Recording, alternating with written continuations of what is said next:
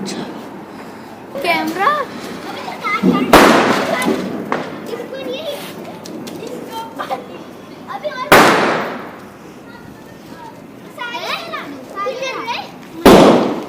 Hello guys WhatsApp आई मन्नू भाई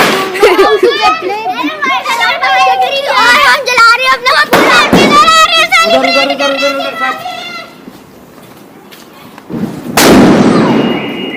दादू ने बोला वीडियो बनाने के लिए। चलो बना के चलो। नीचे नीचे नीचे नीचे नीचे चक्री खिलाता हूँ इससे तो।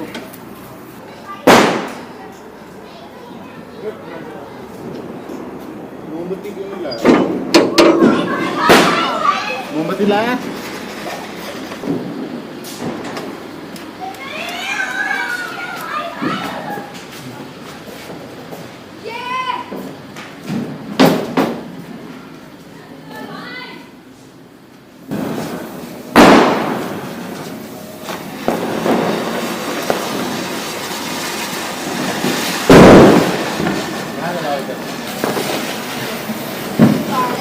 हाँ ये रहा ना।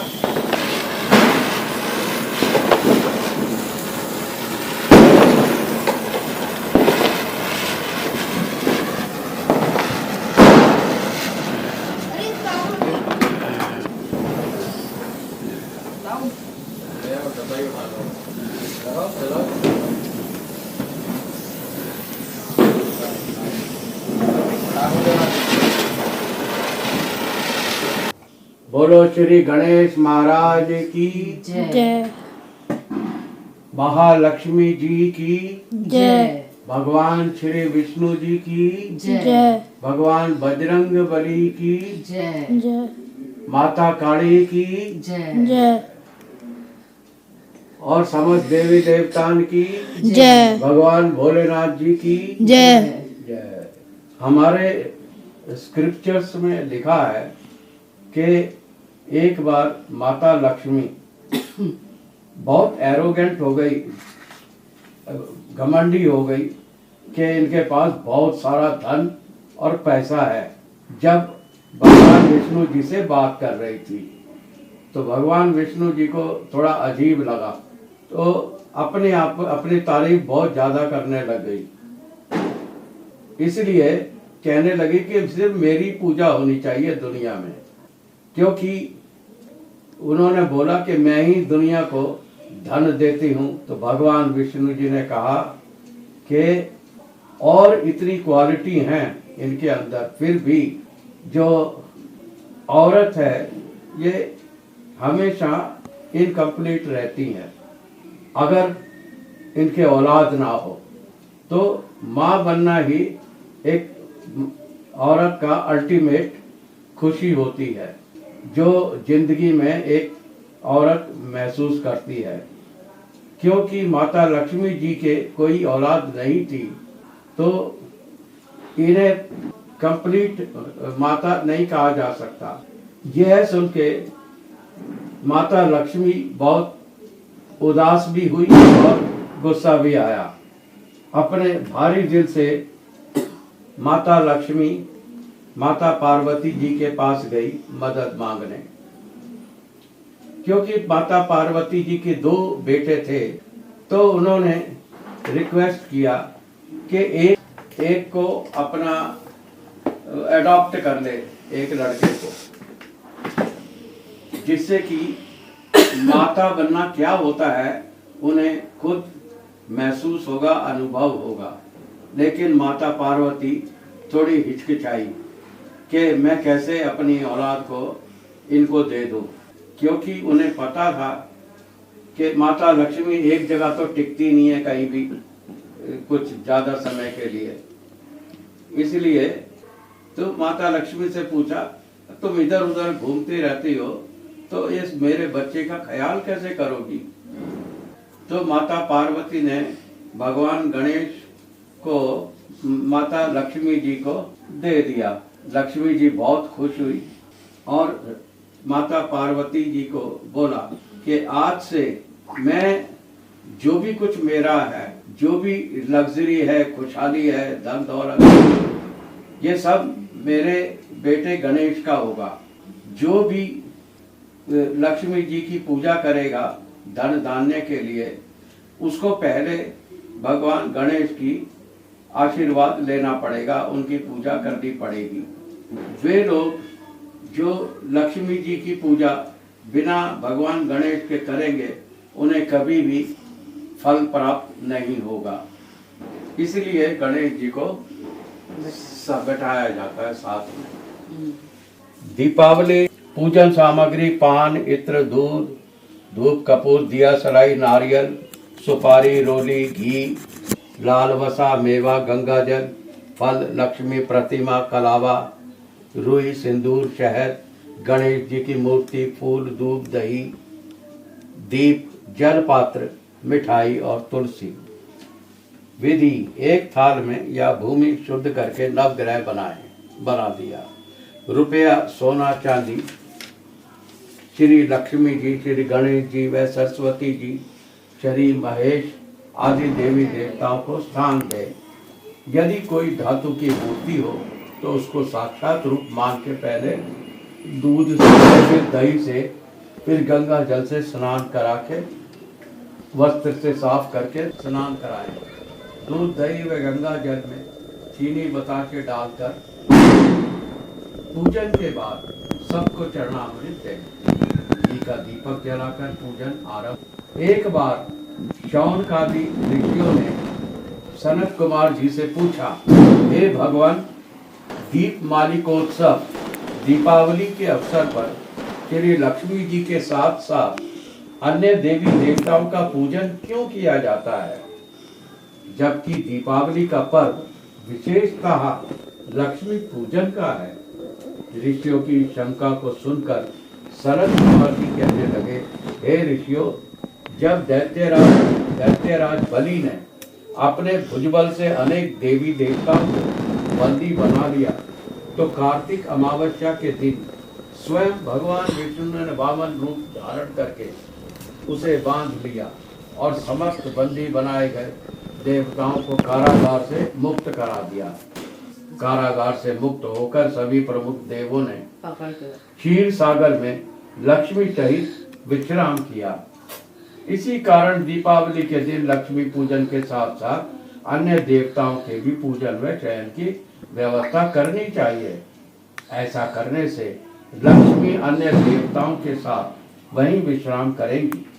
लक्ष्मी जी तथा देवताओं के शयन के लिए ऐसी शैया बिछानी चाहिए जिसको किसी प्राणी के लिए प्रयोग ना किया गया हो। उस शैया पर सुंदर नवीन वस्त्र व चादर बिछाकर तकिया रजाई आदि लगा दें। तत्पश्चात सुगंधित कमल पुष्प भी शैया पर बिछाएं, क्योंकि लक्ष्मी जी का निवास प्राय कमल में रहता है।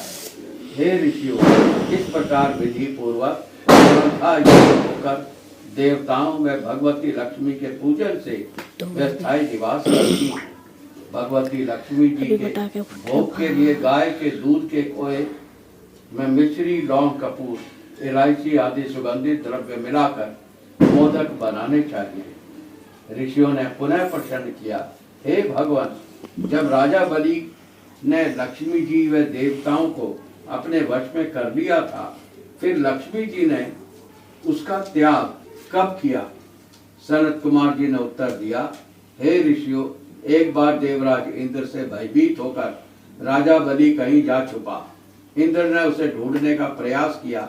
तभी उन्होंने देखा कि बलि गधे का रूप धारण करके एक खाली घर में समय बिता रहा है। इंद्र वहां पहुंच गए और बलि से उसकी बातचीत होने लगी।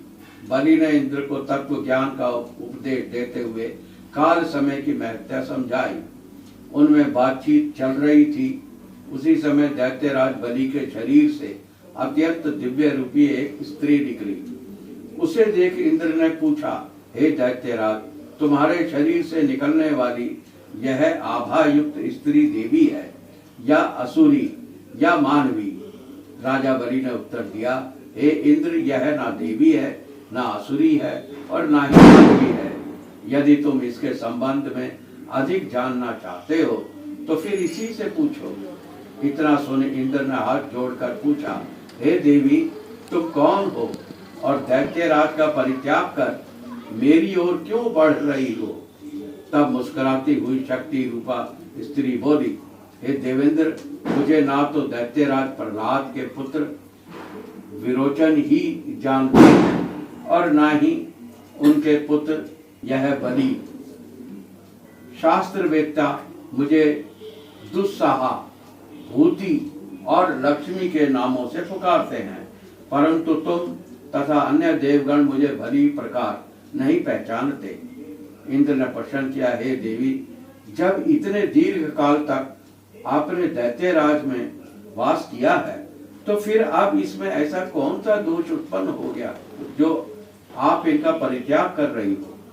आप यह भी बताने की कृपा कीजिए कि आपने मुझ में ऐसा कौन सा गुण देखा जो मेरी ओर बढ़ रही हो? लक्ष्मी जी ने उत्तर दिया, आर्य, मैं जिस स्थान पर निवास कर रही हूँ वहां से मुझे विधाता नहीं हटा सकता, क्योंकि मैं सदैव समय के प्रभाव से एक को त्याग कर दूसरे के पास जाती हूँ। इसलिए तुम बलि का अनादर ना करते हुए इनका सामना करो। इंद्र ने पूछा, हे देवी, कृपा करके यह बताइए कि अब आप असुरों के पास क्यों नहीं रहना चाहती? लक्ष्मी जी बोली, मैं उसी स्थान पर रहती हूँ जहाँ सत्य, दान, व्रत, तप, पराक्रम, धर्म रहते हैं। इस समय असुर इससे परामुख हो गए हैं। पूर्व जन्म में यह सत्यवादी, जितेंद्रिय तथा ब्राह्मणों के हितैषी थे, परंतु अब यह ब्राह्मणों से द्वेष करने लगे हैं, झूठे हाथों से घी छूते हैं और अभक्ष्य भोजन करते हैं। साथ ही धर्म की मर्यादा तोड़कर विभिन्न प्रकार के मनमाने आचरण करते हैं। पहले ये उपवास एवं तप करते थे, प्रतिदिन सूर्योदय से पहले जागते थे और यथा समय सोते थे, परंतु अब वह देर से जागते हैं और आधी रात के बाद सोते हैं। पूर्व काल में वह दिन में शयन नहीं करते थे। दीन दुखियों, अनाथों, वृद्ध, रोगी, शक्तिहीनों को नहीं सताते थे और उनकी अन्न आदि से प्रकार से सहायता करते थे। पहले यह गुरुजन आज्ञाकारी सभी काम समय पे करते थे। उत्तम भोजन बनाकर अकेले नहीं खाते थे, वरन पहले दूसरों को देकर बाद में स्वयं ग्रहण करते थे। प्राणी मात्र को समान समझते हुए इनमें सौहार्द, उत्साह, निरंकार, सत्य, क्षमा, दया, दान, तप व वाणी में सरलता आदि सभी गुण विद्यमान थे। मित्रों से प्रेम व्यवहार करते थे, परंतु अब इनमें क्रोध की मात्रा बढ़ गई है। आलस्य, निद्रा, अप्रसन्नता, असंतोष, कामुकता, विवेकहीनता आदि दुर्गुणों से एकता बढ़ गई है। अब इन सभी बातों का नियम विरुद्ध होने लगी है। बड़े बूढ़ों का सम्मान, आज्ञा पालन न करना, उनका अनादर करना तथा गुरुजन के आने पर आसन छोड़ नहीं खड़े होते, संतान का शास्त्रों विधि से भली प्रकार पालन पोषण नहीं करते, इन सब कारणों से शरीर व चेहरे की कांति क्षीण होती है। पर स्त्री गमन, पर स्त्री हरण, जुआ, शराब, चोरी आदि दुर्गुण अधिक आ जाने के कारण इनकी धार्मिक आस्था कम हो गई है। अतः हे देवराज इंद्र, मैंने निश्चय किया है कि अब मैं इनके घर में वास नहीं करूंगी। इसी कारण मैं दैत्यों का परित्याग कर तुम्हारी ओर आ रही हूँ। तुम प्रसन्नता पूर्वक मुझे अंगीकार करो। जहाँ मेरा वास होगा वहाँ आशा, श्रद्धा, धृति, शांति, जया, क्षमा, विजित और संगीत, ये 8 देवियां भी निवास करेंगी। क्योंकि तुम देवों में अब धार्मिक भावना बढ़ गई है, इसलिए अब मैं तुम्हारे यहाँ ही वास करूंगी। संत कुमार जी आगे बोले, हे ऋषियों, जो भी व्यक्ति लक्ष्मी को पाना चाहता है उसे तद अनुकूल ही आचरण करना चाहिए। थोड़े थोड़े पापा मेरी तरफ से चढ़ा दी। अब तू भी चढ़ा लियो बेटा, कोई वो नहीं है। ऐसे इसमें नहीं जाते ना, मेरी तरफ से आप चढ़ा दो।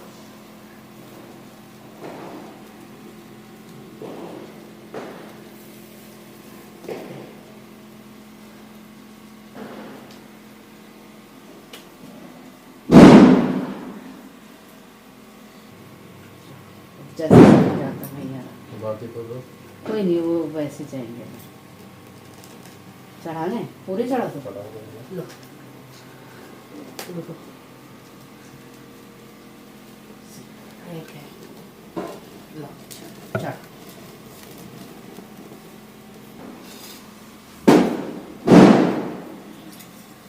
माता रानी खुश।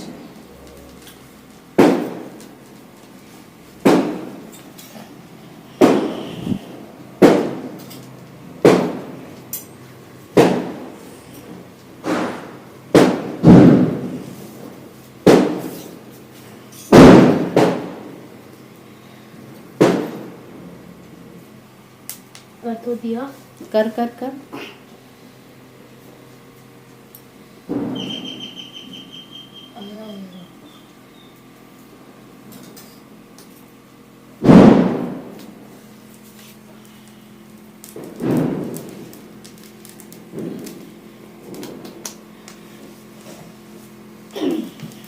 पैश हो दादू के। हैप्पी दिवाली बोलो। हैप्पी दिवाली। God bless. भगवान गणेश लक्ष्मी माता आशीर्वाद दे। हमने तो खोल दिया हैप्पी दिवाली।